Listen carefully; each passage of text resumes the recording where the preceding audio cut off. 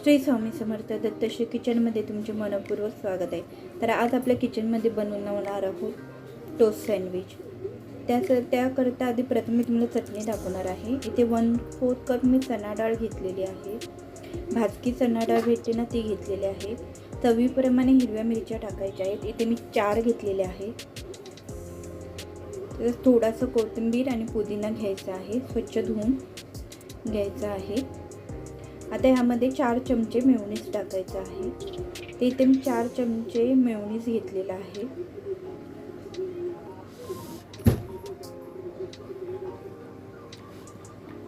चार चमचे मेयोनीज घेतलेला आहे। थोडंसं चवीनुसार मीठ टाकायचं, अगदी थोडंसंच टाकायचं आहे। आणि आहे न पाणी वापरता वाटून घ्यायचं आहे। ते इथे मी पाणी नाही वापरलंय, थोडेसे अजून वाटायचे आहे। तर ह्यामध्ये थोडासा मस्का किंवा तेल टाकलं 2 टेबलस्पून तरी चालेल। आता याची फाईन पेस्ट तयार करून घ्यायची। एकदम बारीक वाटून घेतलेले आहे। इथे मी छान पेस्ट तयार झालेली आहे, तुम्ही पाहू शकता। तर ही एअरटाईट कंटेनरमध्ये आपण फ्रीजमध्ये 10 ते 12 दिवस टिकू शकते। तिथे मी काचेची बरणी घेतलेली, स्वच्छ पुसून घ्यायची आहे। आता त्यामध्ये मी चटणी ठेवणार आहे। ही चटणी नुसती पावाबरोबर तरी देखील मुलांना भरपूर आवडते।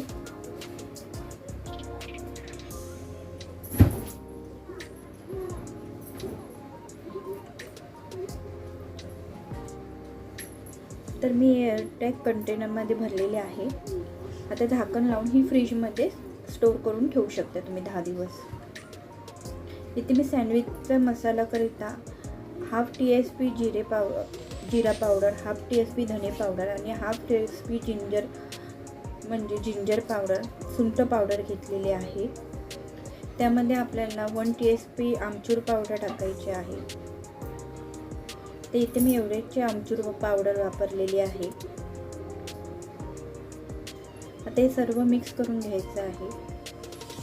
आणि थोडीशी बडीशोपची पावडर देखील टाकायची आहे। अशा प्रकारे आपला सँडविचचा मसाला रेडी आहे।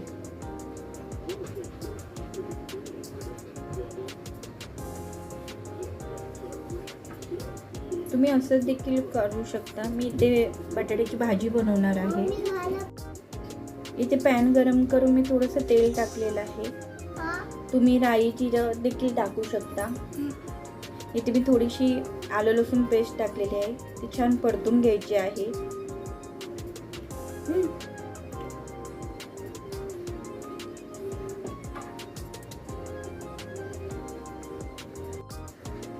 छान परतून घेतल्यानंतर त्याच्यामध्ये थोडीशी हळद,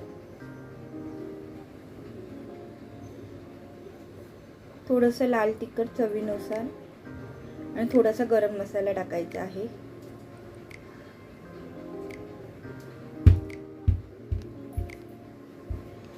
थोडासा गरम मसाला टाकायचा आहे आणि छान परतून घ्यायचं आहे आपल्याला।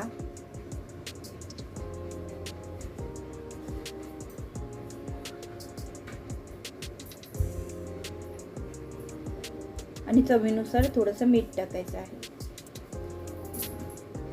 आता हे परतून घ्यायचं आहे आणि अगदी थोडंसं पाणी टाकायचं आहे, मसाले जळू नये म्हणून। इथे मी 4 ते 5 बटाटे उकडून घेतलेले आहेत, ते छान कुस्करून घ्यायचे आहेत आपल्याला। आता हे त्यामध्ये टाकायचे आहे। आता हे सर्व मिक्स करून घ्यायचं आहे आपल्याला।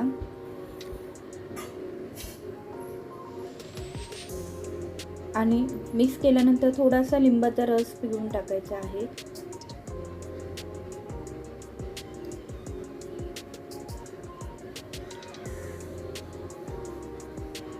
आणि परतून घ्यायची आहे थोडं। इथे आपली भाजी रेडी आहे। सँडविच मसाल्यामध्ये थोडंसं मीठ टाकायचं बाकी होते, तर मी इथे थोडंसं मीठ टाकलेलं आहे।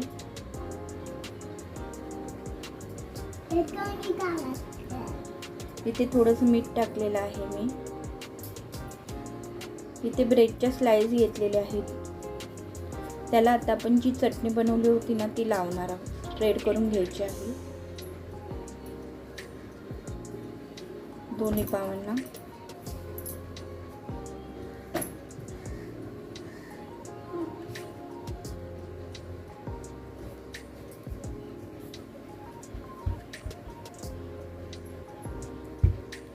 आता त्याच्यावर जी आपण भाजी बनवलेली होती ना बटाट्याची, ती लावून घ्यायची आहे. त्यावर स्प्रेड करायचे आहे अशा प्रकारे.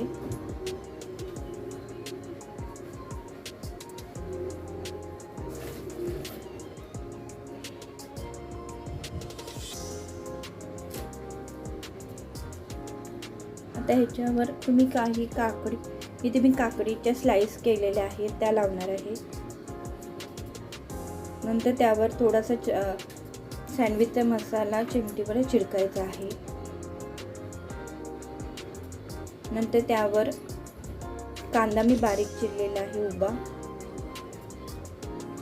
तो ठेवणार आहे. काय काय वेळी मुलं बीट किंवा गाजर खात नाही, तर इथे मी किसून घेतलेला आहे गाजर आणि बीट देखील किसून घेतलेला आहे, त्यावर स्प्रेड केलेला आहे. तुम्ही चीज देखील किसून टाकू शकता.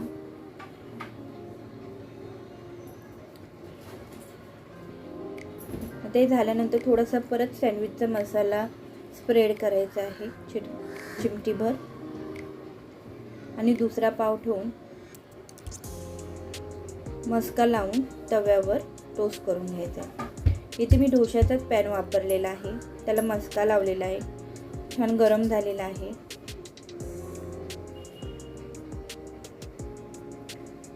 त्याच्यावर हे सँडविच तयार केलेलं आहे ते आपण ठेवून खरपूस असं भाजून घेणार आहोत. तुम्ही टोस्टर देखील मध्ये करू शकता. तर दोन्ही साईडने आपल्याला खरपूस असं भाजून घ्यायचं आहे.